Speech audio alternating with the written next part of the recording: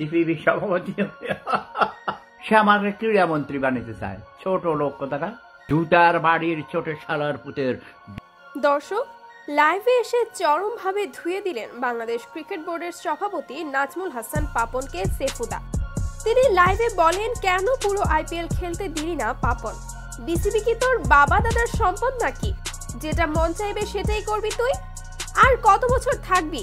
আর কত ধ্বংস করবি ক্রিকেটকে? তোর মতো মূর্খ কিভাবে বিসিবি হয় সেটাই তো আমি বুঝি না। বেয়াদব মূর্খ কোথাকার, যেখানে সেখানে নোংরা রাজনীতি করিস। কেন কোনো কারণ ছাড়া কেন পুরো আইপিএল খেলতে দেওয়া হলো না মুস্তাফিজুর রহমানকে? সেখানে তো ফিজ দারুণ অসাধারণ খেলছে, তাহলে তাকে কেন দেশে আনা? দেশে এসে কি ঘোড়ার ঘাস কাটবে নাকি? যেখানে ভারতীয় দলের একাধিক পেস বোলার আছে, তাদেরকে দিয়েই জিম্বাবুয়ের বিপক্ষে সিরিজ খেলানো হলেও চলে। আবার কেন আইপিএল থেকে মুস্তাফিজকে দেশে আনতে হবে?